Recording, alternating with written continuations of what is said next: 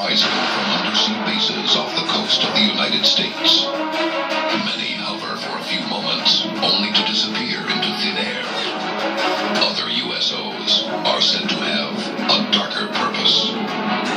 Shag Harbor, Nova Scotia, October 4th, 1967. 5 friends are driving along a coastal highway at night when they spot a bright object approaching a nearby harbor. They then hear a loud whistle like that made by a falling bomb, followed by a loud bang. The group stops and gets out of the car to take a closer look. They see a large object floating approximately 1,000 feet offshore. The group assumes they have just witnessed a plane crash and immediately contacts authorities.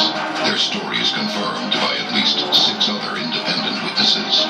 30 minutes later, local fishing boats arrive on the scene, but they find neither wreckage nor any bodies. The next morning, authorities confirm that all known aircraft in the area are accounted for. The Shag Harbor object is classified as a UFO. The Royal Canadian Navy dispatches a team of divers who comb the area waters for 3 days, only to come up empty-handed. The case is officially considered closed. But according to other reports, the Shag Harbor story doesn't end there.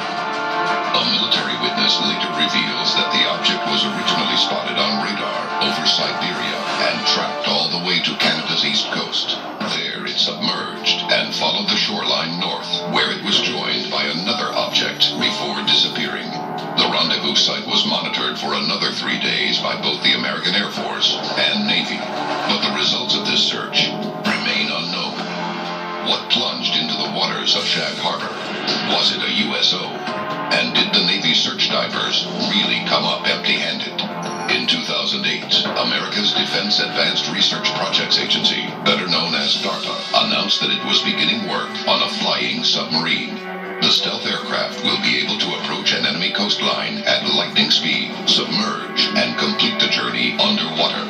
Once there, it can deploy a Special Forces team completely undetected. Could this new aircraft be the product of reverse-engineered technology recovered from the Shag Harbor USO? And could these USOs have been responsible for the disappearance of Flight 19 in the Bermuda Triangle? But what is the fate of the disappeared? Where are the abductees taken? One man claims to have an answer. Unsealed case file. Filiberto Cardenas.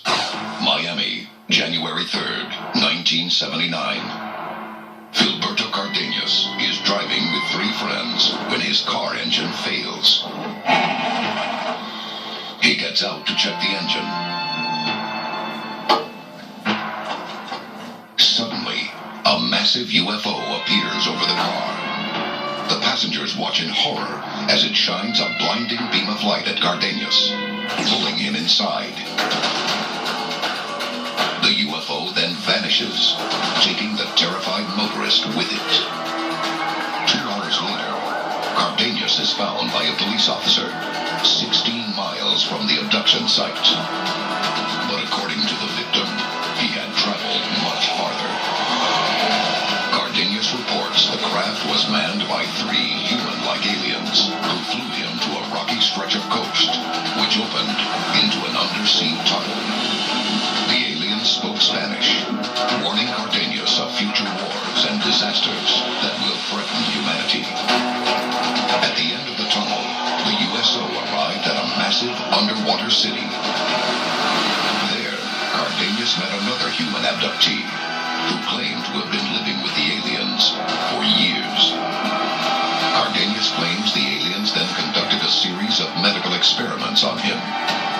A later medical examination reveals over 100 needle marks on his body. Miami sits at one corner of the Bermuda Triangle. Did the USO take Filiberto Cardenas to the undersea base that has threatened the region for decades? Is this the fate of all who disappear in the Bermuda Triangle? And is this the only USO base abducting humans? Unsealed case file. The Mantis People.